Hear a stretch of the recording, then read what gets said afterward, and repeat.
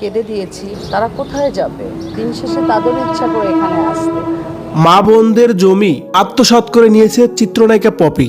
আর এমন অভিযোগ পড়ার পরে এবার চিত্রনায়িকা পপিকে নিয়ে মুখ খুলেছেন চিত্রনায়িকা পলি।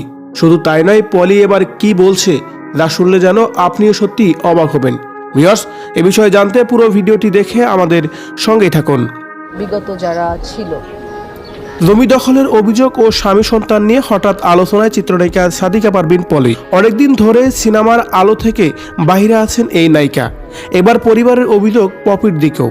পপির বিরুদ্ধে জমি দখলের চেষ্টার অভিযোগ তুলে সোমবার সোনাডাঙ্গা থানায় সাধারণ ডায়েরি করেছেন তার বোন ফিরোজা পারভিন। একই অভিযোগ করেছেন তার মা।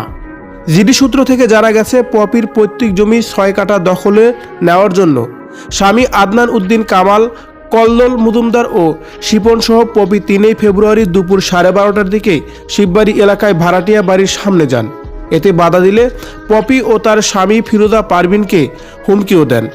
এদিকে পপির বিরুদ্ধে যে অভিযোগ উঠেছে তা অযৌক্তিক বলে মনে করছেন তার সহকর্মী চিত্রনায়িকা পলি। তিনি বলেন, পপি আমার দীর্ঘদিনের সহকর্মী, তার সঙ্গে কয়েকটি ছবিতে কাজও করেছি আমি। সেই সুবাদে আমি কাছ থেকে তাকে চিনি এবং জানি।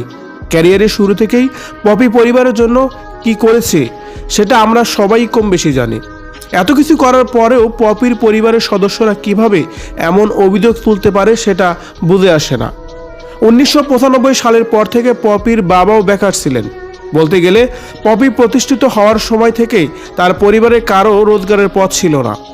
নিজের টাকায় পরিবারের জন্য তিনি সবকিছু করেছেন, এমনকি বিয়েও করেছেন নিজেই দেরিতে।